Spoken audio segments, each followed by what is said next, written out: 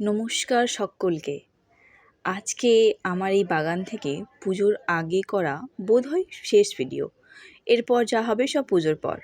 তো সবাই খুব ভালো কাটাবেন পুজো, নিজের মতো করে কাটাবেন, পরিবারের সঙ্গে কাটাবেন, সবুজের সঙ্গে কাটাবেন।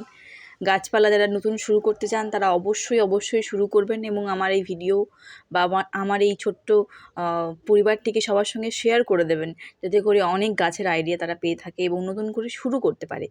তো এটাই বলার ছিল। আমি অনেক ছোটো ছোটো গাছের কথা বলেছি, যেগুলো দিয়ে আপনারা খুব ইজিলি বাগান শুরু করতে পারেন। আর একবার বাগান শুরু করতে পারলেই সেটা এমনভাবে বাড়বে আপনার জীবনে যে এটা একটা আলাদা স্থান দখল করে নেবে।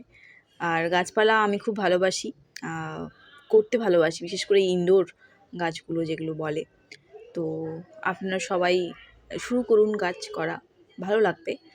অনেকটা স্ট্রেস, অনেকটা ফ্রাস্ট্রেশন, অনেকটা না পাওয়ার থেকে, যন্ত্রণা থেকে ভুলে থাকতে পারবেন। আমি তো অ্যাটলিস্ট সেই কারণের জন্য শুরু করেছিলাম এবং কন্টিনিউয়েশনটাও বোধহয় সেই কারণের জন্যই হচ্ছে।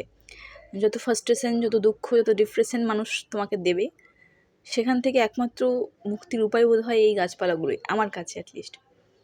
তো সমস্ত ভালো লাগাগুলো এর সঙ্গে জুড়ে গেলে বেশ দিব্যি সময়গুলো কেটে যায়। আপনারাও চেষ্টা করবেন নতুন করে শুরু করার। জীবনে যখন দেওয়ালে পিঠ থেকে যায়, আবার নতুন করে শুরু করুন, নিশ্চয়ই ভালো হবে আপনার সঙ্গে। আমি এখন একটা কথা খুব বলছি যে ভগবান তোমার মঙ্গল করুন এবং সব কিছু ভগবানের উপর ছেড়ে দিন। আমার মনে হয় উনি যা করবেন সব ঠিক করবেন, সব ঠিক করবেন। আস্থা রাখুন, সবটা ভালো হবে। কোনো কিছুই আপনাকে দুশ্চিন্তা দেবে না। গাছ করুন, ভালো থাকুন, সুস্থ থাকুন এবং পুজো খুব ভালো কাটুন। খুব ভালো কাটুক আপনার সবার পুজো, পরিবারের সঙ্গে কাটুক। আর আমার গাছপালার অনেক লাইভ ভিডিও আমি আমার ফেসবুকে আপলোড করবো, হয়তো দেখতে থাকুন। পাল রুমকি প্রোফাইলটা, ঠিক আছে?